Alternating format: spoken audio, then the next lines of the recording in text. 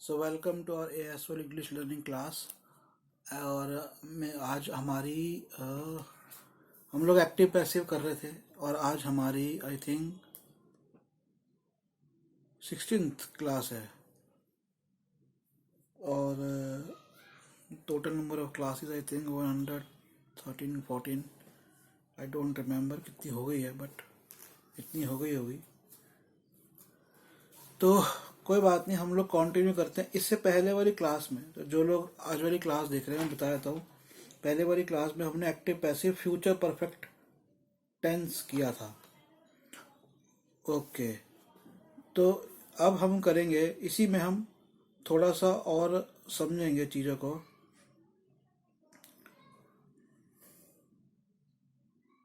Modals modals क्या होते हैं? जैसे can, may, could, should, would, must, इनको मोडाल्स कहते हैं। और अब हमारे सेंटेंसेस के अंदर ये वर्ड्स आए, तो इन वर्ड्स को जैसे आई कैन या I may, he could, should, would, may, will, ये सारे वर्ड्स आएंगे। ठीक है। So I can do this work can be done by me. तो इसमें कुछ इतना डिफरेंस नहीं है। जो हमने मेन किया था वो यही है, आई कैन डू दिस वर्क, मैं ये काम कर सकता हूँ, इस काम को मेरे द्वारा किया जा सकता है। This work could be done by me. He could not do this work, वह ये काम नहीं कर सकता, this work could not be done by him. तो कुड नॉट के साथ बी आ जाएगा, कुड नॉट बी। ठीक है। You should not waste your time, the time shouldn't be wasted by you. Government shouldn't be doing this, government should not do this, government shouldn't be. तो couldn't भी हो जाएगा, could वाले को couldn't भी कर देंगे, शुड वाले को शुडंट, अगर शुडंट बी शुड बी या shouldn't be. Would you come to my home, would you return my book, would you return my book, would my return be returned by you। ठीक है, would my book be returned by you। may I help the old people, may the old people be helped by me। who will love this sum, ये सम किसको पसंद है? अब who का by whom will love this sum। Okay, by whom will this sum be loved, by whom this sum be loved। तो ये थोड़े से थे, तो ये इतना कोई कंफ्यूजिंग नहीं है। ये जो पहले हमने किए हैं उनके अंदर ही, बस इसमें ये समझना है बी आ जाता है। जैसे Aaradhya could cook, Aaradhya could make dosa, Aaradhya dosa बनाना जानती है। Aaradhya could make Aaradhya could make dish could be made by Aaradhya, ऐसे हो जाएगा। ठीक है। अब एक और सेंटेंसेस की हम फॉर्मेशन देखते हैं। ठीक है। अब जैसे मान लो कि हमने let plus new object plus be not या बी नॉट बी और थर्ड फॉर्म। जब भी हम किसी से कोई रिक्वेस्ट कर रहे हैं, ठीक है, कोई शिक्षा दे रहे हैं, कोई आदेश दे रहे हैं, कोई प्रार्थना कर रहे हैं, तो हम इस तरह से सेंटेंसेस के अंदर इस तरह से डाल सकते हैं, you are requested to, advise to, order to. ठीक है। और प्लीज और काइंडली को हटा दिया जाता है। अब सेंटेंस देखो, kindly do not lose heart, कृपया करके अपना दिल छोटा ना करे, या दिल ना तोड़े, दिल छोटा ना करे। तो you are requested not to lose heart, तो काइंडली को हटा के क्या कर दिया, यू आर रिक्वेस्टेड। जैसे कहा काइंडली साइन द डॉक्यूमेंट, इसने कहा please sign the document, please sign the document, you are requested to sign the document. ये पैसिव वॉइस होता है। जैसे अब देखो, be off my sight, BOFF, off my sight मतलब मेरी नजर से दूर हो जाओ, बी ऑफ माई साइट। तो क्या, you are ordered to be off my sight, you are ordered to be of my side. Let her help him. Let her help her brother. Let her help her brother. तो ये let वाला आ गया. तो let her brother be helped by her. Let her brother be helped by her. ठीक है. तो let तो वैसे रहा. उसके बाद जो हमारा पैसिव का फॉर्मेशन है वो समझ लो. Make tea at once. Let tea be made at once. Make tea at once. Let tea be made at once. तो जो लोग नए हैं उनको रिक्वेस्ट है कि वो ये एक्टिव पैसिव वाले पुराने सारे वीडियोस देखें. क्लास 1 to 14 या 15 जितनी भी क्लासेस हैं उसमें लिखा हुआ है हमारे. उसमें जब जाएंगे तो एक्टिव पैसिव 1 क्लास 2 क्लास 3 करके ऐसे जो क्लासेस चल रही है वो अलग क्लासेस है. वो तो 101 के आसपास से शुरू होगा एक्टिव पैसिव, या 90 के सीरीज के बाद शुरू होगा. तो इस चीज को ध्यान रखें. अब मैंने आपसे कहा close the window. Let the window be closed. ये ऐसे हो जाएगा पैसिव में. ठीक है.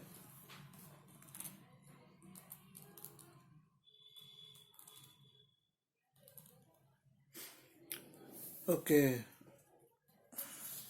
अब मैं आपसे कुछ पूछता हूं, आप इसको करना. We ought to respect our seniors. ठीक है. अब जहां पे आपका टू आता है इस तरह का कि हमें ये ऐसा करना चाहिए टू, उसकी जगह पे आपके साथ, उसकी जगह पे नहीं उसके साथ में पैसिव में बी आ जाता है. टू बी हो जाता है. जैसे मैंने कहा we ought to respect our elders, कि हमें अपने बड़ों की इज्जत करनी चाहिए. ऑट OUGHT ऑट माने करना चाहिए. वी ऑट तो क्या हो गया, our elders ought to be respected by us. और एल्डर्स तो वही है, मैंने कहा था we ought to respect our elders. We ought to respect our elders. Our elders ought to be up to be. We ought to respect कहा था, और एल्डर्स ऑट टू बी हो गया. बी आ गया टू के बाद. और बाकी जो फॉर्मेशन है वो सेम रहेगा. क्या होगा, ऑब्जेक्ट को सब्जेक्ट बना देते हैं. There is no house to let. किराए के लिए कोई घर नहीं है. There is no house to be let. She wants to insult you. वह तुम्हारी बेइज्जती करना चाहती है. She wants to insult you का क्या होगा, she wants you to be insulted. I want you to study. जैसे teacher wants you to study. Teacher चाहते तुम पढ़े. तो इसका क्या हो जाएगा, teacher wants you to study. क्या हो जाएगा इसका, गिरीश बताओ.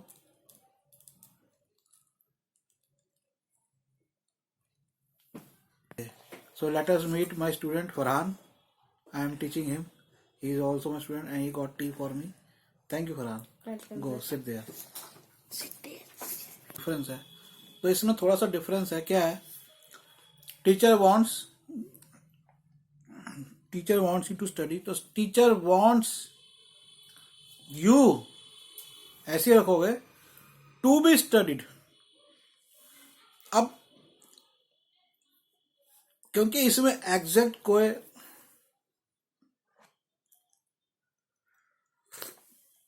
ऑब्जेक्ट नहीं है तो इसमें हो जाएगा teacher wants you to be studied. पर इसको एक बात और समझना है, इन्फिनेटिव वर्ब में टू है. टू के है तो टू के साथ फिर बी लग जाएगा थर्ड फॉर्म. ठीक है. I expect him to finish the work in time. मैं ये एक्सपेक्ट करता हूं कि वो काम को समय में खत्म कर ले. तो ये तो ऐसे रहेगा आई एक्सपेक्ट. अब मैंने क्या कहा, I expect him to finish the work. So I expect the work to be finished by him in time. I expect him to finish the work in time. I expect the work to be finished in time, to be finished by him in time. I expect the work to be finished by him in time.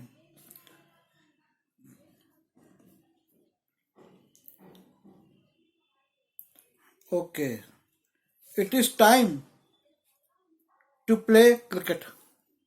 It is time to play cricket. It is time for the cricket to be played. ये ऐसे होगा, it is time for the cricket to be played.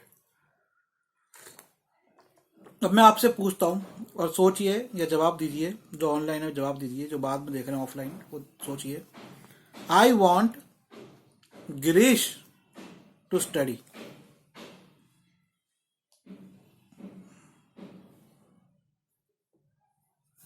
बताओ कैसे होगा. I want Girish to study.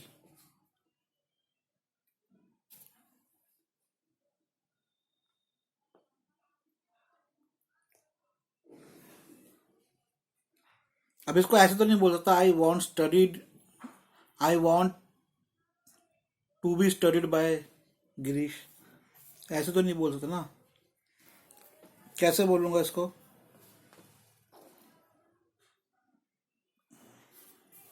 I want to be Girish studied.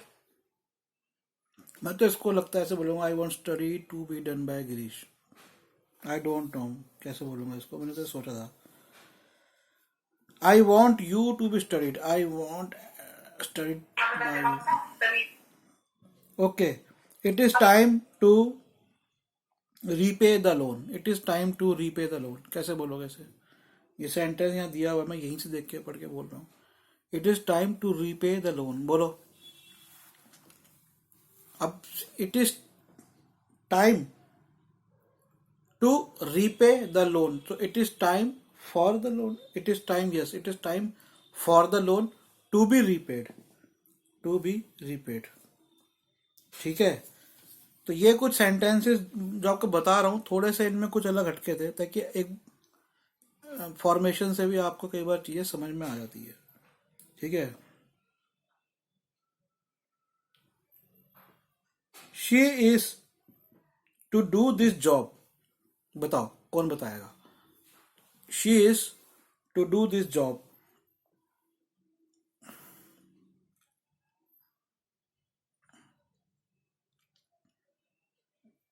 She want to do this job.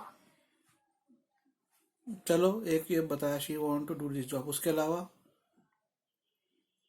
She is to do this job.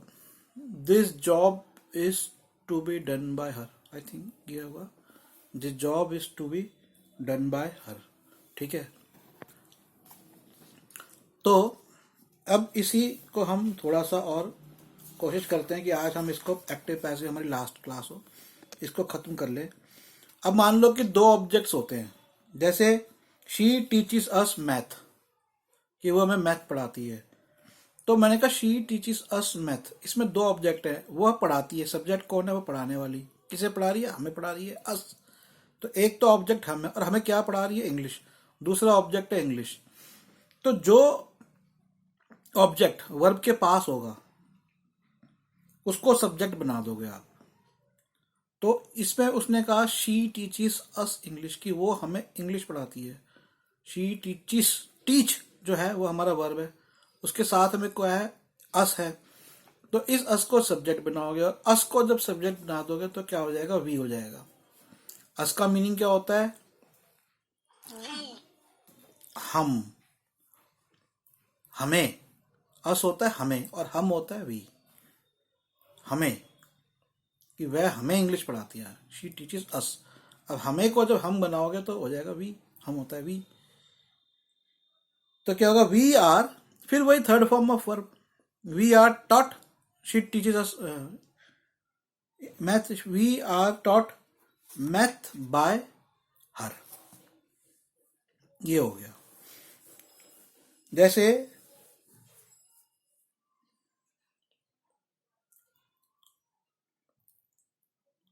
he has given me a message. he has given me a message. अब यहां पे क्या है, he has given बोला me a message. तो me भी है और मैसेज भी है, दो ऑब्जेक्ट है. उसने मुझे मैसेज दिया. तो me को, क्योंकि गिव जो वर्ब है उसके साथ बाद आ रहा है मी, उसके नियर होना चाहिए. वर्ब के नियर क्या है, मी. तो मी को मैं सब्जेक्ट बना दूंगा, तो I was given A message by him, I was given A message by him.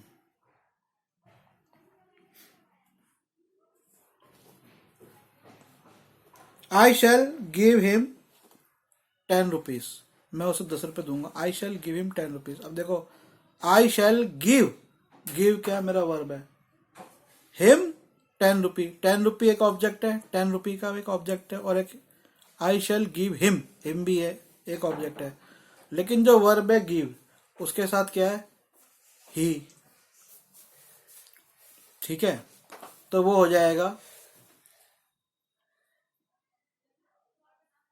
आई हो जाएगा, ही, आई शैल गिव हिम, तो गिव हिम का क्या हो जाएगा, ही हो जाएगा। ही विल बी गिवन। अब ही के बाद विल नहीं लगेगा, विल लगेगा, शेल नहीं लगेगा। क्यों? क्योंकि ही के साथ विल लगता है, शेल तो आई और वी के साथ लगता है।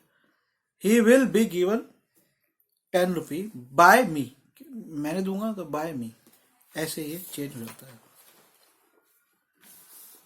मैं सोच रहा था एक ऑनलाइन टेस्ट लेने की, तो मेरे को लिख के भेजना जिसको ऑनलाइन टेस्ट देना है। रियल टाइम टेस्ट होगा, सेंटेंसेस आएंगे और उसको आप लोगों को देना होगा। बट मोर इम्पोर्टेंट जो मैंने बताया, देखो टेस्ट एग्जाम्स एक के कारण हमने रखे हुए हैं, बट सबसे इम्पोर्टेंट चीज़ जो आप लोगों को करनी है वो, जैसे मैंने बताया और अक्सर बताता हूँ, कि प्रैक्टिस में लाना है। रीडिंग करनी है इंग्लिश की, और लिखना है, पढ़ना है, बोलना है, सुनना है, और क्या, ये आप करना है। ओके, सो अब एक चीज और आपको मैं बताता हूँ इसी को खत्म करते हुए।